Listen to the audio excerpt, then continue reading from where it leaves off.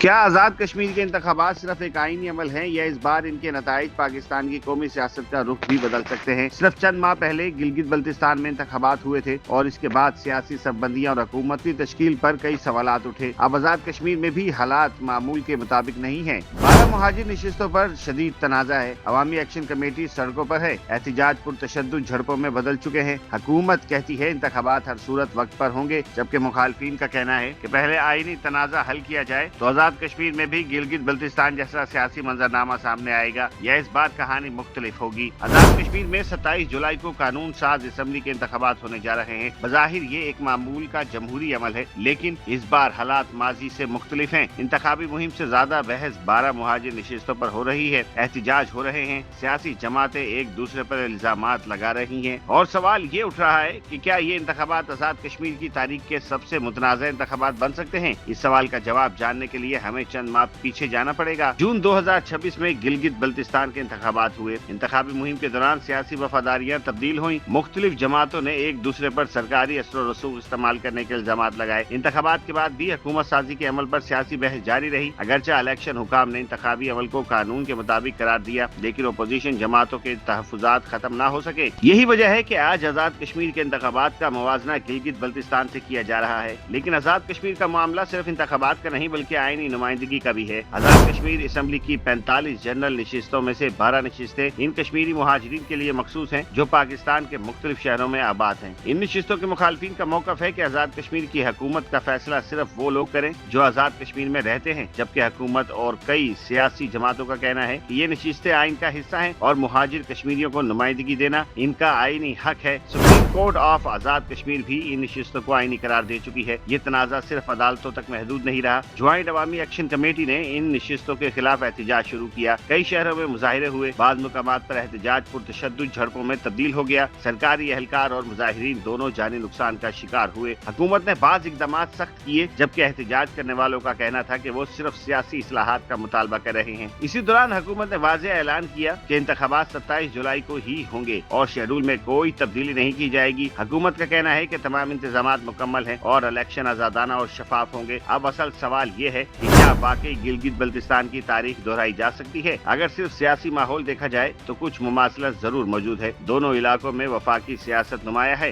दोनों जगह अपोजिशन ने इंतखाबी शफाफियत पर सवालात उठाए। दोनों इंतखाबात को इस्लामाबाद की सियासत से अलग करके नहीं देखा जा रहा, लेकिन दूसरी तरफ अहम फरीक भी मौजूद है। आजाद कश्मीर में मुहाजिर नशिस्तों का तनाजा एक मुनफरिद आईनी मसला है जो गिलगित बल्तिस्तान में मौजूद नहीं था। इसके अलावा हालिया एहतजाज और अमन अमान की सूरत हाल भी आजाद कश्मीर के इंतखाबात को अलग हैसियत देती है। इसलिए ये कहना कि गिलगित बल्तिस्तान की तारीख मनोअन दोहराई जाएगी एक सियासी राय तो हो सकती है, मगर इसे हकीकत नहीं कहा जा सकता। इस वक्त हकीकत सिर्फ इतनी है कि आजाद कश्मीर एक अहम सियासी मोड़ पर खड़ा है। अगर इंतखाबात पुरअमन और काबिल कबूल होते हैं तो ये सियासी इस्तेहकाम की तरफ एक कदम होगा, लेकिन अगर नताइज के बाद भी तनाजात बरकरार रहे तो आजाद कश्मीर की सियासत एक नए बहरान में दाखिल हो सकती है। अब फैसला वोटर के हाथ में है और आपसे हमारा आज का सवाल भी यही है, क्या आप समझते हैं कि आजाद कश्मीर के इंतखाबात अवाम की राय के मुताबिक मुकम्मल शफाफ अंदाज में होंगे या फिर नताइज के बाद एक नई सियासी कशमकश जन्म लेगी?